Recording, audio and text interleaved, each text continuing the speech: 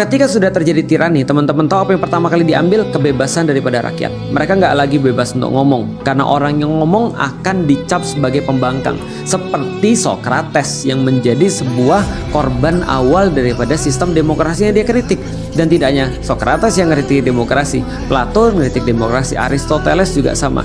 Artinya korban-korban ini terjadi karena kebebasan itu dibungkam. Dan orang bisa senantiasa dengan mudah, pemerintah ataupun entitas oligarki ini atau entitas tirani ini dengan mudah menunjuk kamu salah, dan dia nggak perlu bukti, pokoknya tinggal diambil aja karena dialah kebenaran. Dan ini mengulang lagi apa yang terjadi sebelum Renaissance. Sebelum Renaissance apa? Terjadi satu idiom, adeo rex arege lex. Seolah-olah kemudian raja ini dipilih oleh Tuhan, adeo rex, Tuhan memilih raja, arege lex. Ya, lalu kemudian yang memilih membuat hukum adalah raja. Tuhan memilih raja, raja buat hukum. Jadi hukum yang ditentukan oleh raja itu jadi hukum Tuhan yang nggak bisa didebat, yang nggak bisa kemudian untuk dibantah, nggak bisa dinegosiasikan. Ya udah sakara PDW, sesuka-sukanya sendiri. Ini yang terjadi, kebebasan direnggut, terjadi penindasan lagi, ketidakadilan, dan itu sama aja kayak penjajahan karena orang sudah nggak punya lagi kebebasan. Ini yang sangat ditakutkan oleh orang-orang yang selama ini berjuang. Ada yang berjuang dari jalur komika, ada yang berjuang dari jalur content creator, ada yang berjuang dari jalur jurnalistik, ada yang berjuang dari jalur apapun. Kenapa? Karena sekarang politisi sudah jadi satu, sudah jadi oligarki tadi. Itu problemnya, karena mereka tidak malu lagi untuk menjilat orang demi kekuasaan.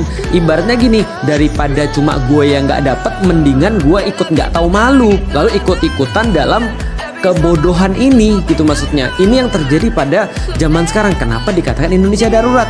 Ya karena itu semua sudah di depan mata. Ibarat kayak kita dikencingin tapi kita nggak bisa ngapa-ngapain. Ibarat penguasa tuh ngomong, ya udah, gua mau begini, terus lu mau apa?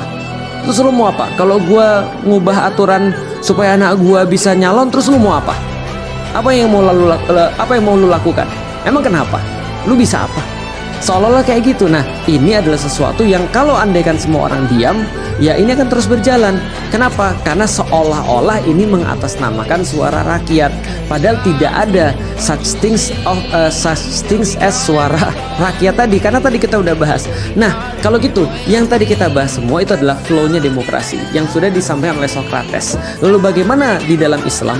Islam memenang sangat gampang sekali. Islam itu adalah sebuah sistem yang bukan berasal daripada manusia. Maka dalam sistem Islam kita tidak pernah mengatakan bahwasanya kedaulatan ada di tangan rakyat. Tapi di dalam Islam kita meyakini kedaulatan itu atau hak mengatur itu hanya ada pada Allah. Gampangnya gini, wanita nggak boleh ngatur laki-laki, laki-laki juga nggak boleh ngatur wanita. Kalau selama ini ada feminis protes, wah laki-laki ngatur wanita. Iya, itu adalah dalam kasusnya dunia barat, laki-laki ngatur wanita, namanya patriarki. Tapi kita juga nggak mau wanita yang ngatur laki-laki. Jadi yang adil gimana? Ya yang adil adalah ya Allah yang atur. Nah itu maksudnya. Itu keyakinan tentu saja orang muslim. Orang muslim meyakini bahwa aturan itu hanya datangnya daripada Allah. Kedaulatan itu ada di tangan Allah. Tapi kekuatan itu ada memang di tangan rakyat. Rakyat boleh memilih siapapun yang mereka pikir adalah orang yang amanah untuk bisa melaksanakan kepemimpinan. Pertanyaannya kalau gitu, apa bedanya antara Islam dengan sistem demokrasi kalau sama-sama pemimpinnya diangkat dari rakyat? Beda banget. Bedanya adalah apa? Di dalam demokrasi, pemimpin itu diangkat untuk bisa mewujudkan keinginan rakyat. Tapi sudah dirik tadi, udah dicurangin tadi dengan seperti sekarang ini. Tapi di dalam Islam, pemimpin itu diangkat untuk melaksanakan aturan-aturan Allah yang sama-sama diinginkan oleh orang-orang yang sudah memang mereka tahu bahwasanya di dunia ini pasti Allah akan memberikan aturan-aturan yang terbaik kepada rakyat, kepada umatnya, kepada manusia. Misal contoh ya, ketika misalnya yang paling terkenal ketika Umar bin Khattab itu berkuasa, maka apa yang beliau terapkan? Apakah sistem demokrasi? Tidak, karena beliau tidak membicarakan satu hal pada semua orang. Seperti tadi kata Sokrates, kalau berlaut ya udah kasih pada pelaut. Kalau misalnya bangunan ya kasih pada arsitek dan teknik sipil. Umar juga sama. Umar tidak memberikan semua orang untuk bisa memutuskan mana yang boleh, mana yang tidak boleh. Karena mana yang boleh, mana yang tidak boleh, semuanya sudah ada di dalam syariat Allah.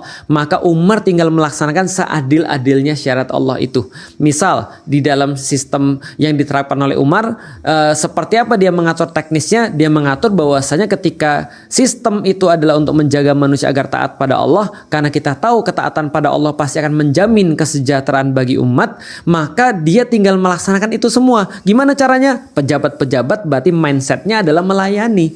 Pejabat-pejabat mindsetnya adalah memenuhi keperluan umat. Maka tidak ada gaji di masanya Umar. Yang ada hanyalah sebuah tunjangan.